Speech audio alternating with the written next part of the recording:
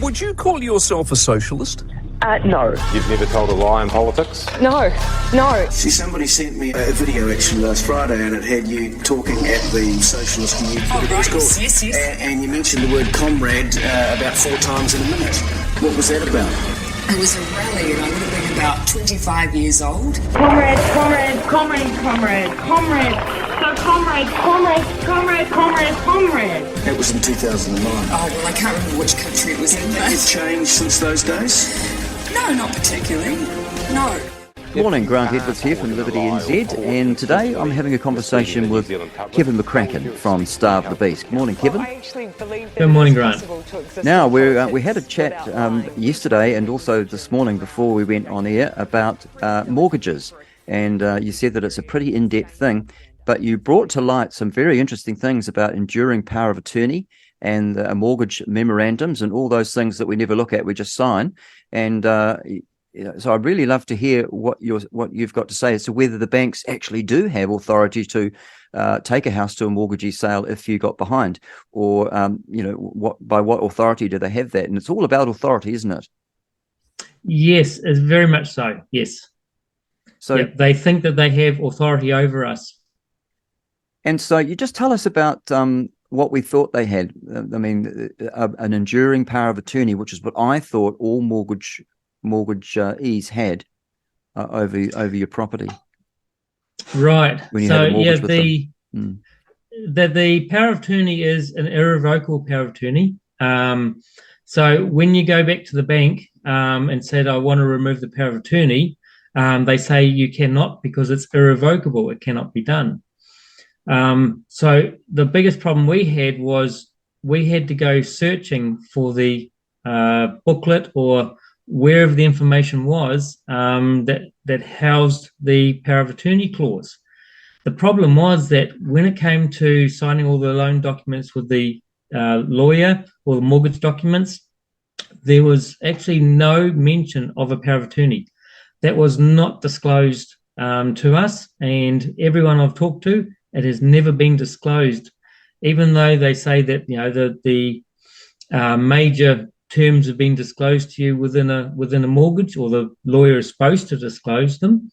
The one thing that no one has heard about is there is a power of attorney clause on your mortgage.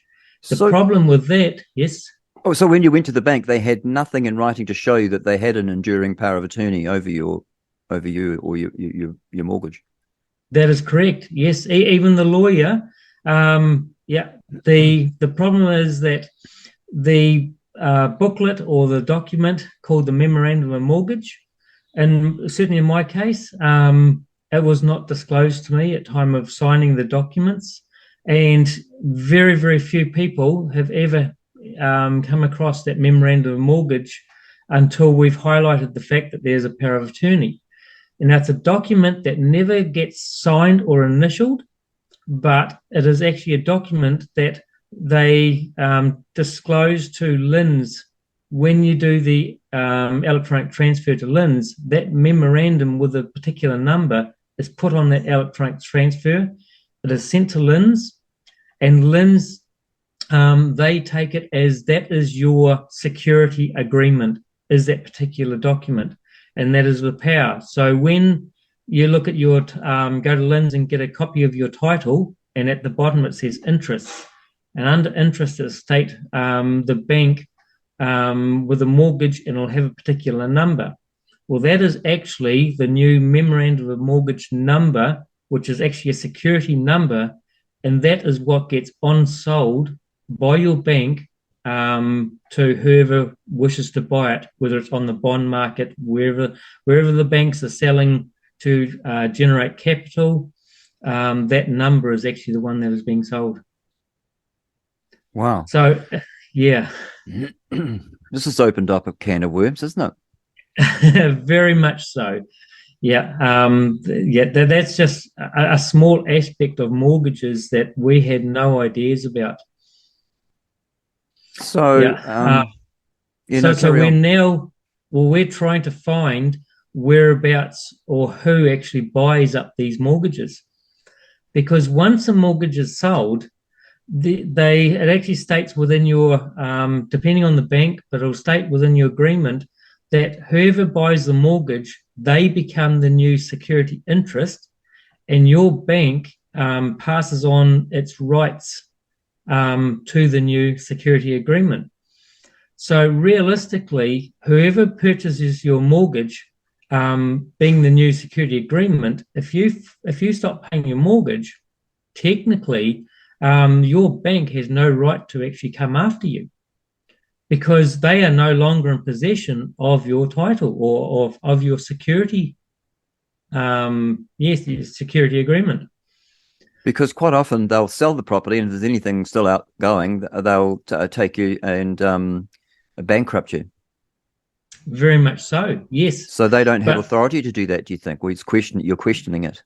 That is what we are questioning. They do not have the authority, because it'll state within your loan documents that once they have on-sold your mortgage, the new purchaser, they become the secured party, and also all the rights get passed over to the new security, whoever's purchased.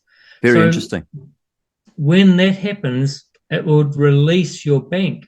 So how is it that they can go to the courts and put through a bankruptcy notice? How could they do that if they don't have that authority? If they don't have because the courts are actually, and the lawyers are part of the scheme. It sounds like a scam. It is a scam, and it is fraud. It is, yes, very much so. So the only reason that someone can go to court is when they can put forward a case that they are losing something. And in this case, the bank is putting forth that they are actually losing money, or they have a debt that is not being paid to them. But obviously, they're not producing the actual documents to prove that they still own that debt.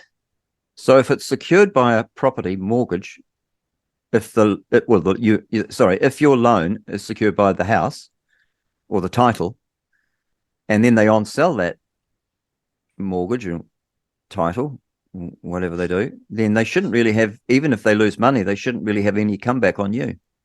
That's it. Well, not particular. The bank itself, they shouldn't have any form of comeback on you. If you stop paying your mortgage, it should be then the new secured party who would come back and say, we actually need to take you, rather than the bank. It should be the secured party, because they are the new secured interest in the title. Hang on. So if the bank sells it to a third party, are you saying that they would have a comeback on the original? They would, because it says in the guarantee that the new third party is the new secured interest. Oh. So they are I get confused. Mortgagee is the person who's got the mortgage, and a mortgagor is the person that issues the mortgage, right? Correct, yes. I think I said it around the wrong way before. Right. But and so the one actually holding the mortgage should be the one that says, hey, you need to start paying, or we've got a problem. Yeah. But if the bank sells it, they've released their obligation to hold that security agreement, and the new purchaser, they should be now the one that actually takes up that challenge to pursue, whether through the courts or whoever. Right. So that's mortgages. So in a nutshell, there doesn't appear to be a signed enduring power of attorney that the banks are supposed to have, which gives them authority to take your house to a mortgagee sale. Correct. So it seems, but I was sure that it was in there, but then I've been studying some American documents where they talked about the bank having enduring power of attorney. And Well, so one of the because one of the problems you've got also is the fact that people don't realize that a mortgage is a credit contract, the same as a credit card. It's not actually a loan agreement. It's actually a credit contract. And the interesting thing with that is they are actually offering us credit. But when you look at your guarantee, they're expecting payment to be in secured money. Well, secured money, when you look at the Reserve Banking Act of 2021, if you look at notes, that is legal tender, but only coins are money. Coins what, not paper money? Not paper money. No, money is not paper. Paper is only basically a promissory note.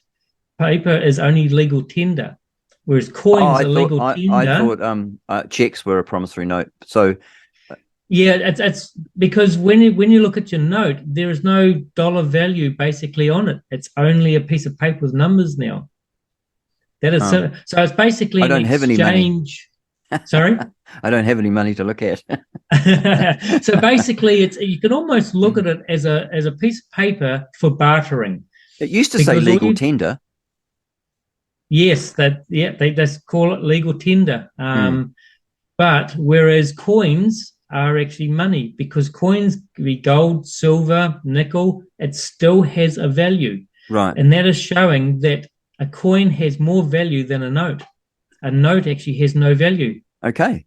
So knowing that it looks as though that the banks don't have enduring power of attorney, so therefore their right to take your house to a mortgagee sale seems to be a grey area. So what can, if you were in that situation, let's say someone was in that situation where the bank's putting pressure on you, they're threatening to sell your house up, what do you do? The first course of action that we've actually taken, we have dealt with someone that they couldn't pay for their mortgage, and then after 18 months, the bank gave them the foreclosure notice. Yeah. And that's when we stepped in to help out. That's when we found out about it. So first thing we did was we sent the bank a letter stating anybody associated with the bank is trespassed, to make sure that everyone, whether it's a land agent, whoever, is actually trespassed from the property. Right. The second was we did a conditional acceptance letter. And what it is we're asking two questions. One is the fact of valuable consideration must be given for a contract to be formed in the first place. Yes. And we're asking where there is valuable consideration, because for valuable consideration, someone must lose something and someone must gain something. So we're saying that we want to see your books, basically just to prove to us that there has been a negative balance on your books where you actually have lost that revenue, and show us, because when you sign documents, anything like that, we're not given any form of financial statement. So we haven't, because it's a credit contract, we haven't even really, we actually have only gained credit, and we don't see any sign of transaction. So we're saying, please show us, a sign of transaction. We need to see the loss in your account, and we need to see the gain in either our account or within the seller's account or someone's account. That needs to be, and we know that they cannot prove that because of fractional banking. Yes, they cannot produce that evidence. So what do you do? How are you able to help these people? So this is the process. So the second question is regarding the security agreement.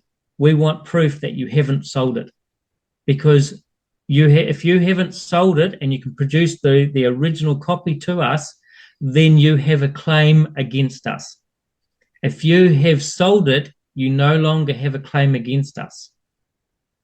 And so this is going are you better to let the bank sell your property, or are you better to sell it and pay them all that you've got, and then if there's anything left over, Well, so what we've done is, going through this process, what the bank has actually done is they sent the foreclosure with a time frame, and then after 6 weeks of receiving these first two, the people actually got another letter from the bank trying to recontract and lowering the payments and so forth to actually get them to recontract. That is incredible.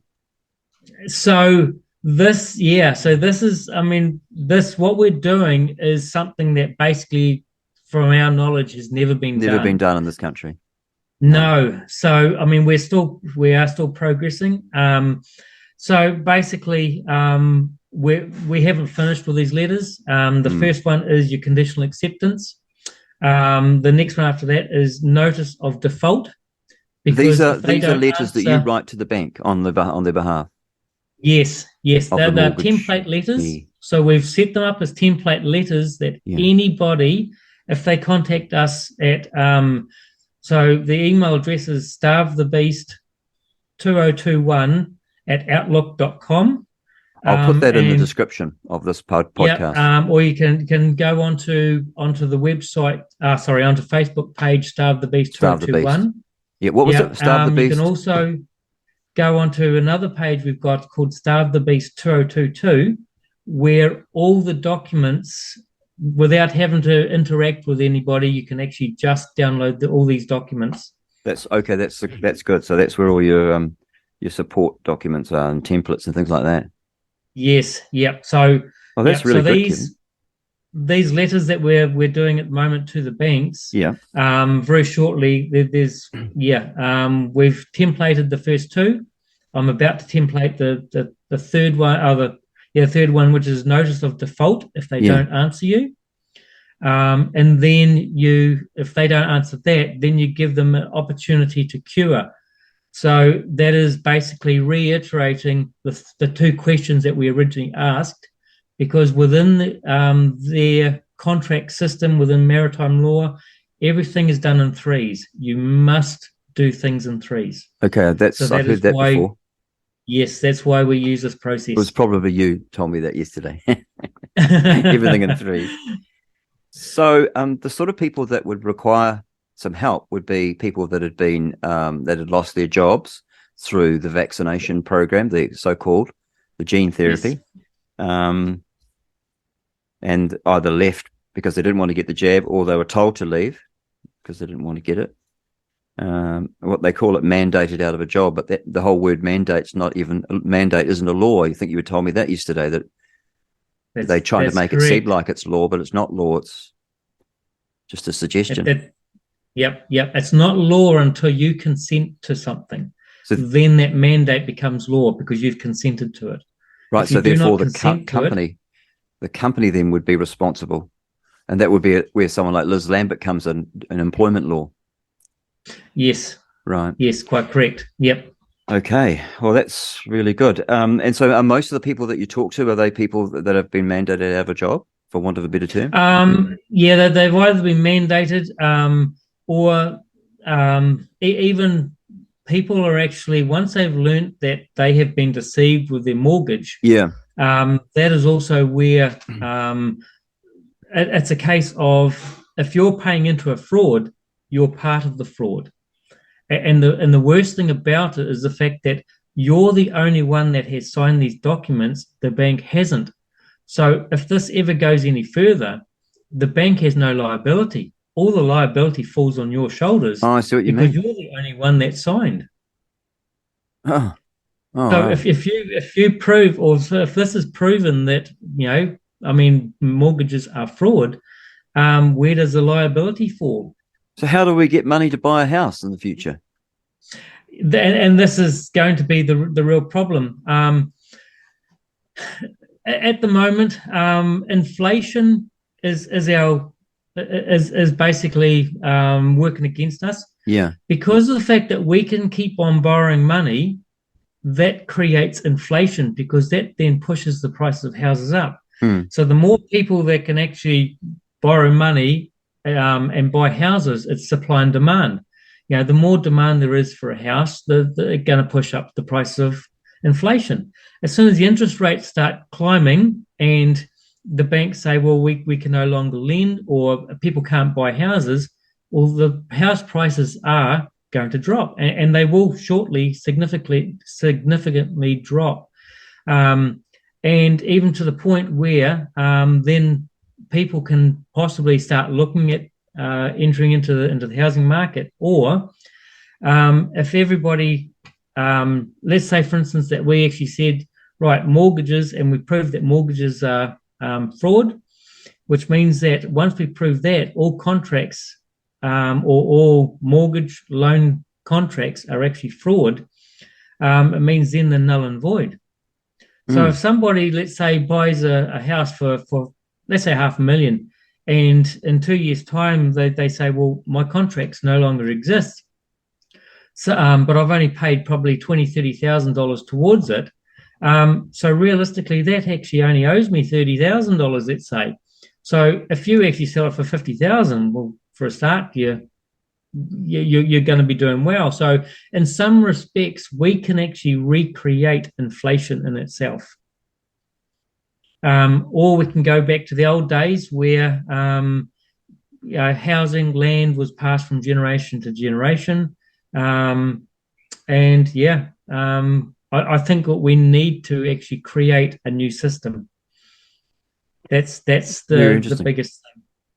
Yeah, I'm speaking with Kevin McCracken, and Kevin has the Facebook page Starve the Beast 2020. And what's the other one? Starve the Beast? So Starve the Beast 2021 and Starve the Beast 2022. Right. Okay, that's good. Yeah, on Facebook.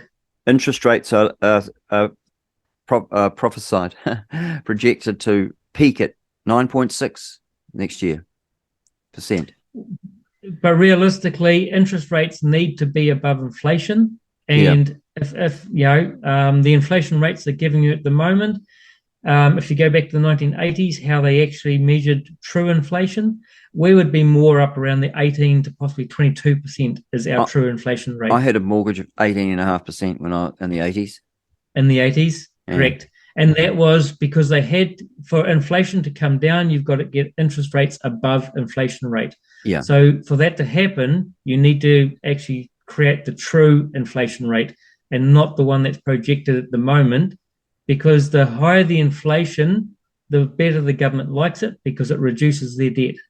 But it was manageable because, your house is only worth $250,000 or less, and or even probably only 150. And so, you could afford 18%, on the wage that you're on. But I don't think I don't know if I could afford 18% if I had a $700,000 mortgage.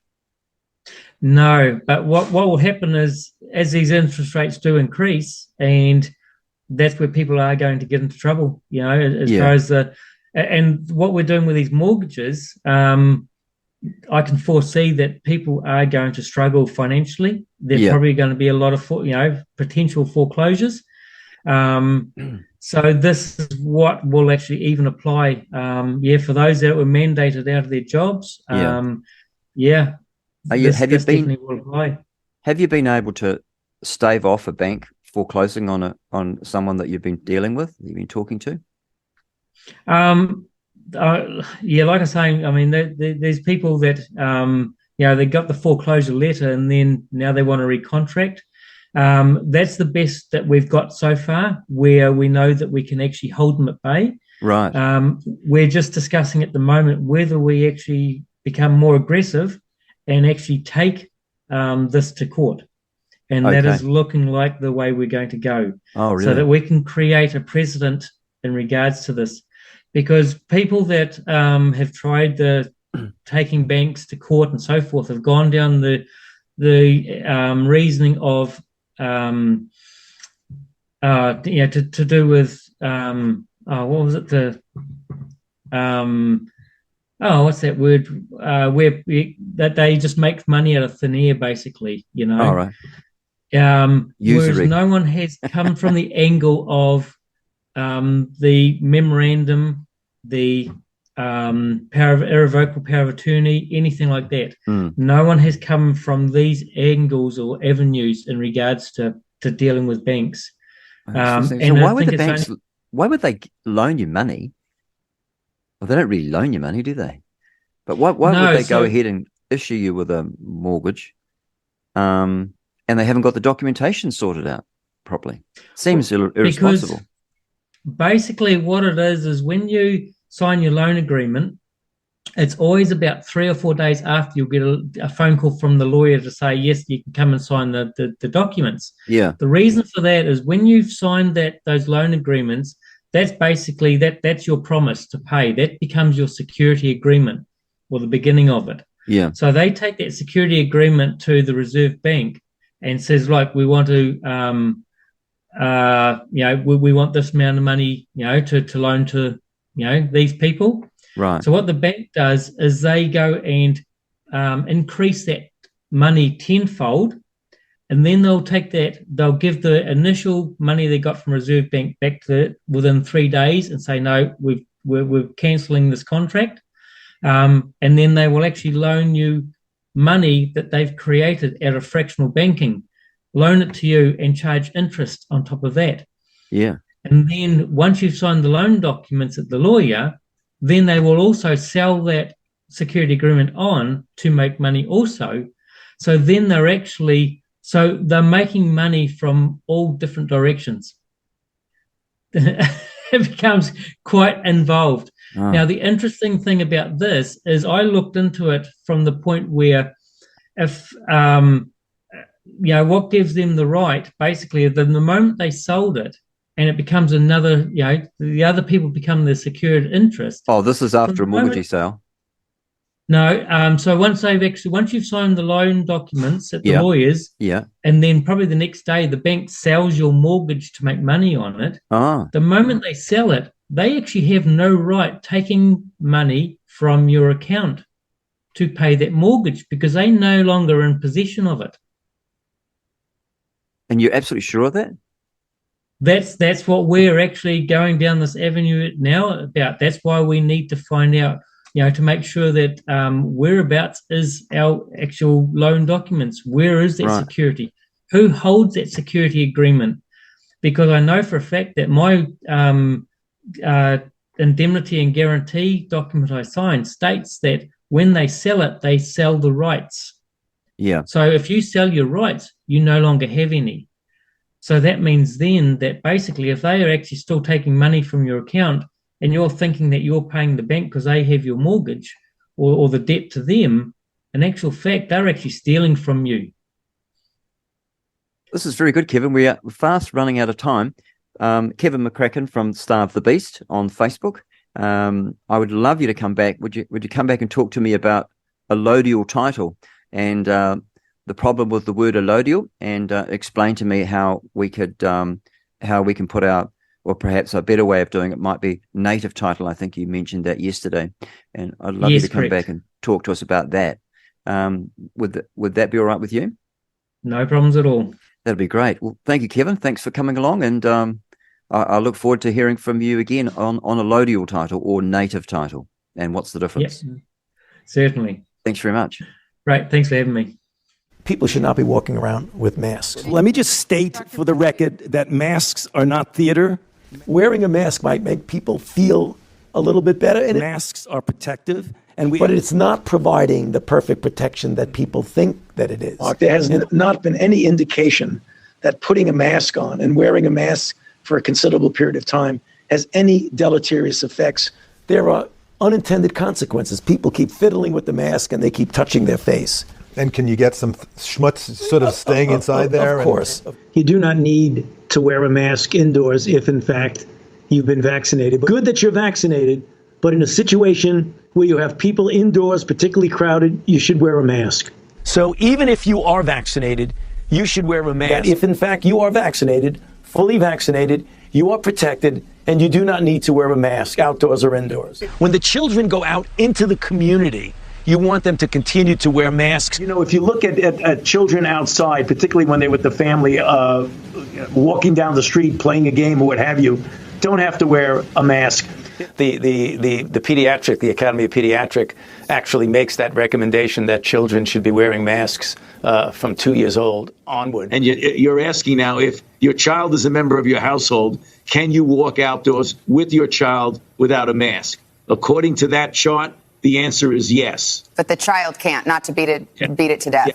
Yes. Okay. Because now the CDC says, I think I've got this right. 1 mask is better than 0 masks. 2 masks is better than 1 mask. But you don't have to have double masks. Is that right? It became clear that cloth coverings that you didn't have to buy in a store, that you could make yourself, were adequate.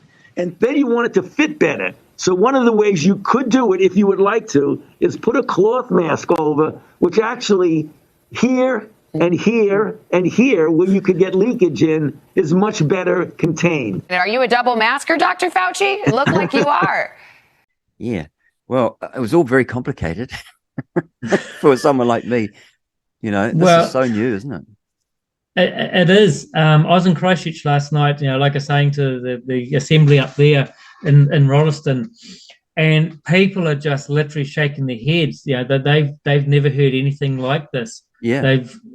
This has just opened up the fractional banking. I mean, I have a court case back in 1968, I think it is, where a lawyer actually took the bank to court and won the case.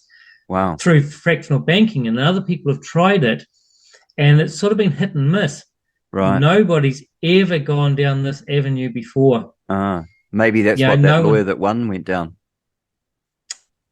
Well, yeah, I mean, fractional banking is the fact that they can't actually, that's that valuable consideration. Yeah. They can't produce valuable consideration. Oh, that's very interesting. Hey, we're going to get cut off. So are you able to talk tomorrow? Yeah, no, good as gold. Yeah. Okay. What's a good time? Probably about the same time. Okay. Yeah. That'll be great, Kevin. Thanks so much. Yep. No, that's good as gold. I'll see you tomorrow. No worries. Okay. Radio. Bye.